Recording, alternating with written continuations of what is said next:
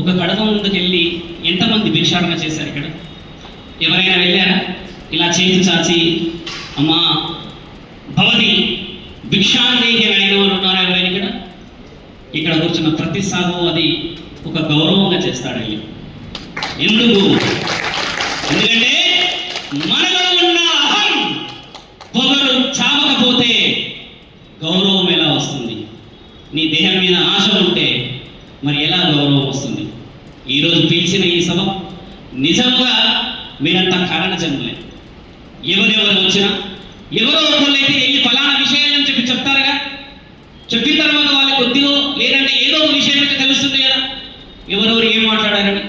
కాబట్టి వచ్చిన వాళ్ళందరూ సభని 1000 మందికి చెప్పే విధముగా వెళ్తారని, ఇక్కడ 100 మంది ఇంటూ 1000 మంది అంటే మన సమాచారం 1,00,000 మందికి చేరుతుందని ఆశిస్తున్నాను.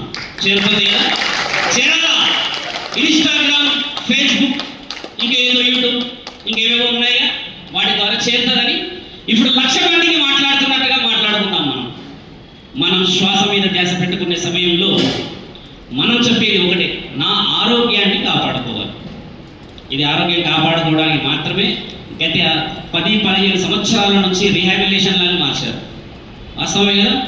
అది కాదు కదా ఇదైతే. మరి మీరంతా ఏం చేస్తున్నారు? యోగా టీచర్లు మిమ్మల్ని వ్యాపారం చేసేస్తుంటే మరి మీరన్నా కదలాలా వద్దా?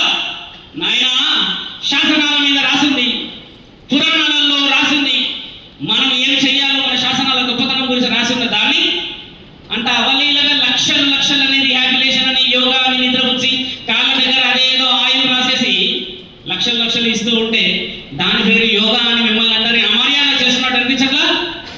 అనిపిస్తుందా లేదా? 10 మంది ఉండడం చేత ఒకవేళ ఎవరైనా చేతులు ఎత్తేస్తే పసిగట్టేస్తారనుకుంటున్నారేమో. అలా ఉంటుందా? 10 మంది వచ్చినా మనం చాలా మందికి మైండ్ అంటే వాళ్ళ యొక్క శరీర అవయవాల గురించి చెప్పగలుగుతాం. కాబట్టి మీరంతా, నేను 2 ప్రశ్నలు ఇంకా ముగించలేదు. ఒక ప్రశ్న పరమశివుడి గురించి చెప్పారు, రెండో ప్రశ్న మీరేం చేస్తారో కళ్ళు మూసుకొని చెప్పారు. మీరు చెప్పాలి సమాధానం. కళ్ళు మూసుకొని మేము మా ఈఎంఐ గురించి ఆలోచిస్తాం గురువుగారు, లేదనంటే ఇంటి గురించి ఆలోచిస్తాం గురువుగారు, అదర్వైజ్ బంగ్లాదేశ్లో ఎంతమంది ఊచకోతకు వస్తున్నారో ఆలోచిస్తాం గురువుగారు అని అనుకుంటుండవచ్చు కదా. మనందరం ఒకసారి మన ఆత్మని పరమాత్ముడి దగ్గరికి చేర్చాలి అని అంటే నీవు ఎన్నో సంవత్సరాలు చేసిన తర్వాతనే నీ కలయిక అక్కడ దాకా వెళ్తుంది. నిన్ను చూడడానికి అక్కడ దేవాది దేవుడు, ఆ దేవుడు సర్వస్వాన్ని భూమండలం మీద ఏం జరుగుతుందో చూడడానికి వాళ్ళు మహాయోగ నిద్రలో ఉంటారు. అంటే అర్థమైందా అమ్మ? యోగ నిద్రకి యోగా ప్రక్రియకి చాలా వ్యత్యాసం ఉందని అనుకుంటాను. దేవాది దేవతలు యోగ నిద్రలో ఉండి వారి యొక్క ఆత్మ పర్యవేక్షణ భూమండలం మీద జరుగుతుంది. కాబట్టి ఒక దగ్గర నుంచి దేవుళ్ళు లేవరు ఎప్పుడు కూడా. మనం లేస్తూ ఉంటాం గంటకోసారి అని, 2 hours ఒకసారి, 3 hours ఒకసారి యోగాలో. వాస్తవమే కదా? ఇప్పుడు యోగా గొప్పతనం గురించి మాట్లాడుకునేటప్పుడు ఎందుకు మన శరీర అవయవాల మీదనే పని చేయాలి? శ్వాసతోని మనకి ఏం పని? శ్వాసతోని ఏం పని మనకి?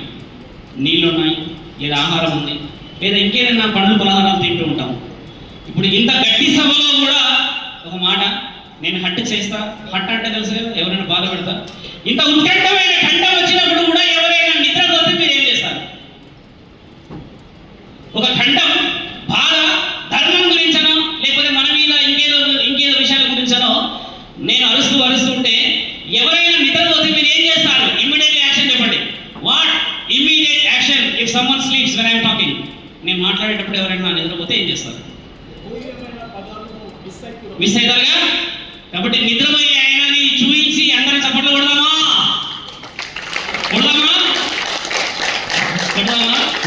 ఆహ్వానం పరచకూడదేమో. ఒకసారి గట్టి కొట్టండి, ఆయన కూడా కొడుతున్నాడు చప్పట్లు. ఆయన